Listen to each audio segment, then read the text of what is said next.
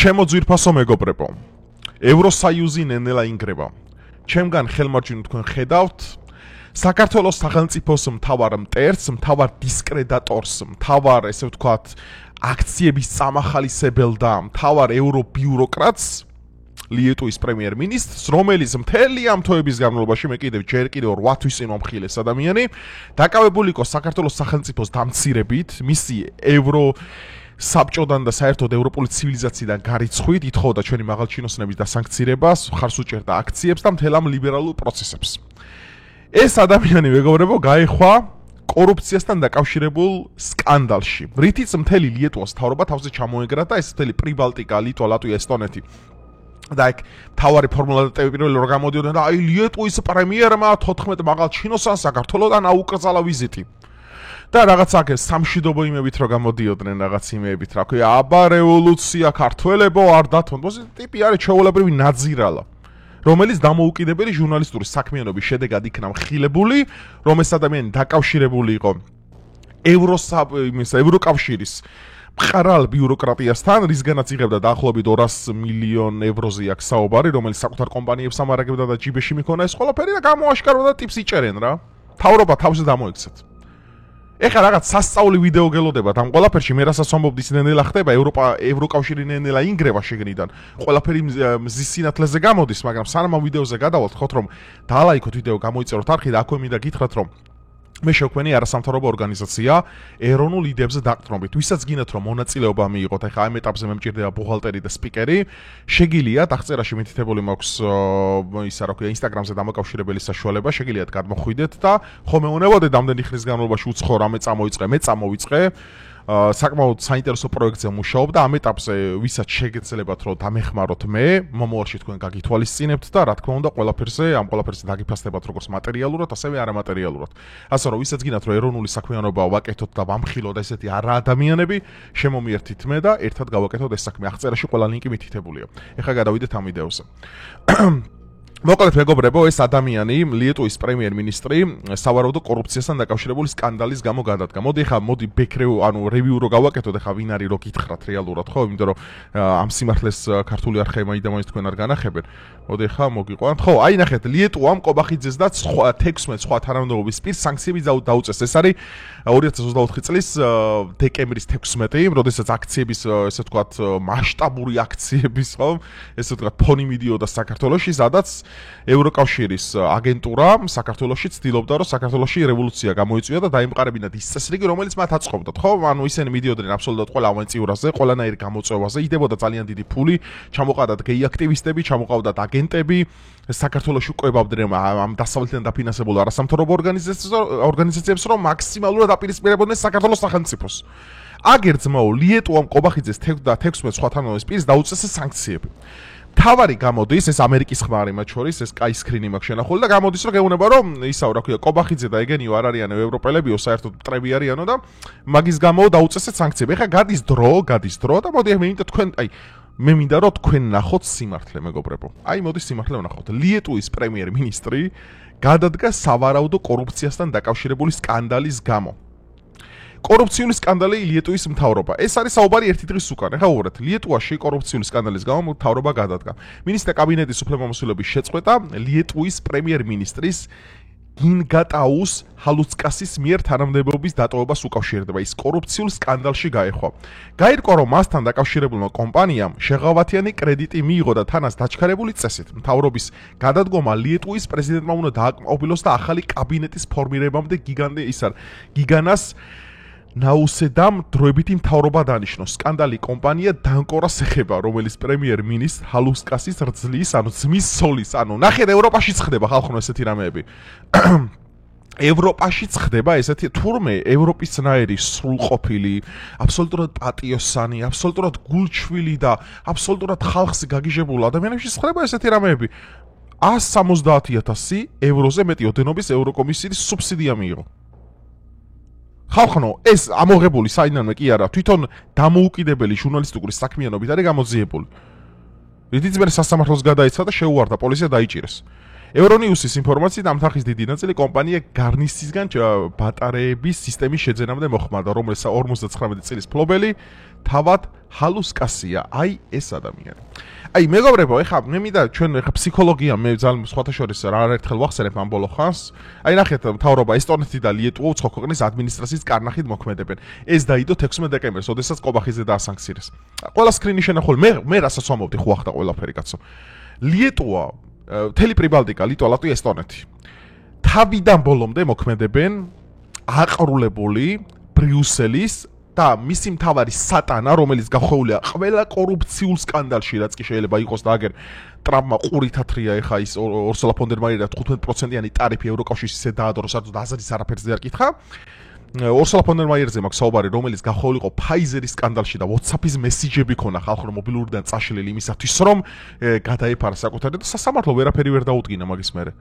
იმიტომ რომ თვითონ არის პრეზიდენტი. ანუ თქვენ ხვდები და რასთან გვაქვს ესტონეთი და ლიეტუვა უცხო ქვეყნის ადმინისტრაციის კარნახით მოქმედებენ. ეს რომ ცხადი იყო ამას ვამოვდი 7-8 თვის წინ მე. Daži ამაზე უფრო ადრე ვამოვდი, ვიდრე საერთოდ თავრობამ თქვა, რომ ეს ხალხი, თქვენ რომ დააკვირდეთ რუმინეთთა როგორები არიან ლიტვა, ლატვია, ესტონეთი, თქვენ რომ დააკვირდეთ ესტონეთთა როგორები იყვნენ, თქვენ რომ დააკვირდეთ სლოვაკეთთა როგორები იყვნენ, ხო? მე ამ პროცესებს ვაკვირდები. ყველა არის ლაქია ბრიუსელის, რომელიც არის ყარბ კორუფციულ სისტემაში ჩაძირული. აგერ ძმაო ფაქტები იდო, ყველაფერი განახეთ. ზოგი ძმაზია გაფორმებული ქონება, ზოგი ბიძაშვილზე, ევროებს ესე ჯიბეში მიაქვთ ამ ხალხის ხარჯზე, რომელიც ქუჩაში გამოყავდა რამდენი ხნის განმავლობაში და გაეუნებოდნენ, რომ აი შენ ევროპულ ღირებულებებზე უნდა გადმოხვიდე, თავისუფლების დიდი ქარტია, დემოკრატიული უფლებები, გამოხატვის თავისუფლება და ტიპები არიან ჩვეულებრივი ბიუროკრატები ხალხო, ჩაქცეული ნაგავში, ჩვეულებრივი ნაგავში. ამით თქვენ ქვეყა მე ეს ყველაფერი ვიცოდი. ეს ქუჩაში როიდიან რუსთაველზე მდგომა, წარმოდგენა რო პოლიტიკაზე საერთოდ არ აქვს. ვინ იყო ეს ადამიანი? აი ამ სირბანას, აი სახეზე დააკვირდით ჯერ, სახეზე დააკვირდით. ეს მე მიწყვიტავდა. საქართველოს როგორი სუვერენიტეტი უნდა ქონოდა? იმის ფონზე, როდესაც საქართველოს სახელმწიფო აი მოუხრელად და აი ყველანაირი თავზე ლაფშის გადასხმით იტანდა იმ ხელა შეურაცხყოფას, რაც მოდიოდა კოლექტიური დასავლეთიდან. ანუ აი მოდი აი გონებაში დაუშვოთ ხალხო. მე მესმის ახლა ბაზარი არა შეიძლება ქართული ოცნება არ გევასებათ. ბაზარი არა შეიძლება ის არ გევასებათ, ეს არ გევასებათ, მაგრამ აი ობიექტურად შევხედოთ ამ ინფორმაციას, ობიექტურად. ტიპი ჩაქცეული არის კორუფციაში. დაიჭირეს და სახელმწიფო პარტია მთლიანად ჩამოიშალა და მთავრობა უკვე გადადგა. ის გამოდიოდა და შენ გეუბნებოდა, რომ შენი მთავრობა ჩამოაგდეო. ანუ ეს რა ლოგიკაში ჩავსვა მე გეკითხებით. ანუ გამოდის რომ რუმინეთში როგორც გააკეთეს ამათმა ძმაო, მოიგო აგერ კაცმა და ახლა დაანიშნეს არჩევნები. ანუ ევროკავშირს მარტო ის აწყობს თუ თავისი კორუმპირებული ძაღლები მოდიან მთავრობაში. და ესეთი რო არ აღმოჩნდა საქართველოს ამჟამინდელი მთავრობა, ეს ხადია ხო ფაქტები აგერ წინ გიდევთ ძმაო. აი ფაქტი ხო აღმოჩნდა წინ. ანუ თქვენი ევროპა, რომელსაც მე მეუნებოდი დღევანდელი ევროკავშირი, ბოდიშ და ევროპასთან მე არანაირი პრობლემა არ მაქვს, ევროპა მე ძალიან მიყვარს. ევროკავშირი, ევრობიუროკრატია, ხაზგასმინ ევროსაიუზი, ანუ საბჭოთა კავშირის მოდელი. ჩვეულებრივად ერთ-ერთი, რომელიც არის ჩაქცეული ყველა კორუფციულ იმაში, რა ქვია, სკანდალში. დაწყებული Pfizer-დან დამთავრებული 15%-იანი ისენი, რა ქვია, ხა ამერიკამ რო დაადო ტარიფები. სადაც გერმანიას დედა აკნატირები ეკონომიკურად, ჩვეულებრივად დედა აკნატირები, შეგიძლიათ გადიდეთ ChatGPT-ს კითხეთ უბრალოდ, BMW-სა და Mercedes-ის ისინი შემცირდა ისტორიული მინიმუმზეა დაცემული, მიგრანტები ევროპაში დედა აკნატირები, აი საფრანგეთში ფრანგი არა, გერმანიაში გერმანელი არ არის, ცენტრალური ევროპა არის დაღუპული ჩვეულებრივად. კრიმინალის არანორმალურის და საფრანგეთში 54.5%, რომელიც გამოწეულია ზღვა შედინებით და სოციალური დახმარებით, რომელსაც ეს კაცად წოდებული ემანუელ მაკრონი მიმართავს, ანუ ევროპას აქვს სერიოზული პრობლემები. ანუ მე რო გამოდივარ და ევროსკეპტიკოსი ვარ, მე იმას კი არ ვამბობ, ევროპა მეზისხება. ბიჭო, მე რო ევროპა მიყვარს, აი ბარეული დამიდგეს ისტორიის სოდნაში, ბარეული დამიდგეს ევროპის კულტურის სიყვარულში, ბარეული დამიდგეს ბევრ ამაში, მაგრამ დღევანდელი ევროპას არგავს, ბიჭო. შვედეთში არის გამოცემული გაზეთები, სადაც როგორ გავაუპატიო ქერათმიანებიო, რომელიც არის დაბეჭდილი იმაზე რა აფრიკელ მიგრანტებზე. ინგლისი, რომელიც იყო ყოფილი ევროკავშირის კოლონია, ჩვეულებრივად დღეს მანჩესტერში იმართება ქუჩაში გამოსვლები, რომ მიგრანტები, ბოდიში ინგლისში ყველაზე პოპულარული სახელი არის მუჰამედი. ბოლო 3 წლის განმავლობაში. დემოგრაფიული კატასტროფა ევროპაში რაც ხდება. ანუ გეკითხებით ხალხო, მარტო ხელფასებია? ანუ მარტო ხელფასებია? აი ნახეთ როგორ კეთდება ფულები. ხო ხედავთ ამ სიმართლეს. და საქართველოს სახელმწიფო საქართველოს სახელმწიფო.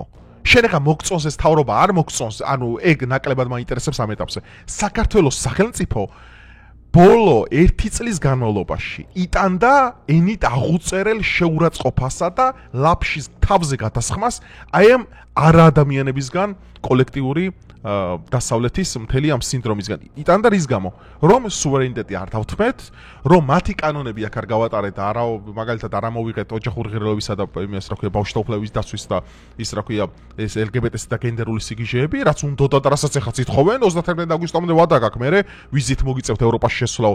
გაპიდარასტებაზე აქ საუბარი არ არის. გაპიდარასტება ერთ-ერთი მაგალითია. ჯერ ეგეთი მაგაზე ძალიან სერიოზული არგუმენტები მაქვს. იმ ქვეყანაში სადაც ჰომოსექსუალიზმია დაშვებული, უფრო მეტი რისკია პროპაგანდის შედეგად უფრო მეტად გავრცელდეს ეს სცენი მთელ საზოგადოებაში. სტატისტიკებს მოვიყვან ამას შემდგომ ვიდეოში. ამას დამატებული დემოგრაფიული პრობლემები, საიმიგრაციო სერიოზული პრობლემები.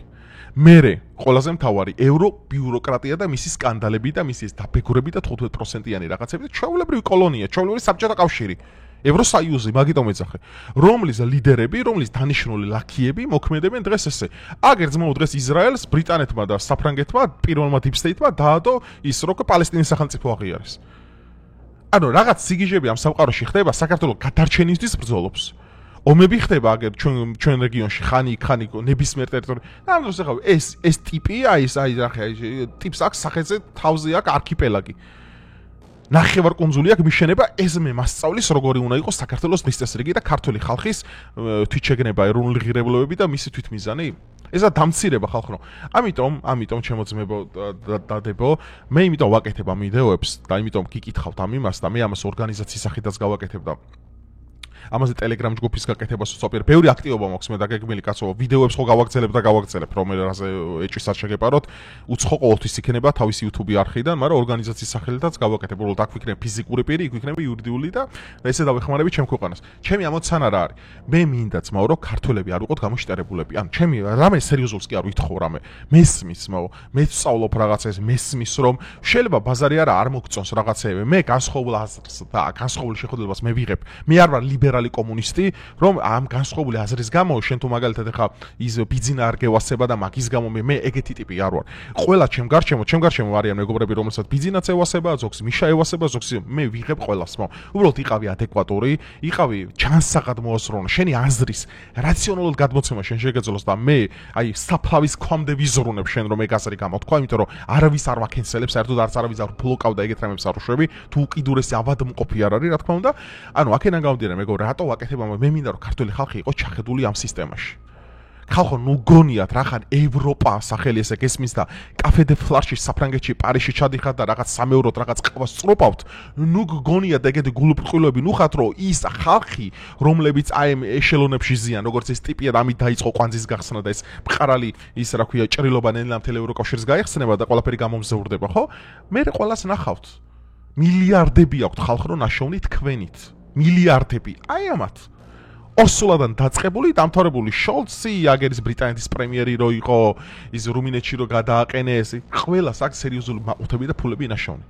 რის ხარჯზე? გულუბრყვილო და დებილი ხალხი როა და დაადებილეს ევროპელები, აი მაგის ხარჯზე სწორედ.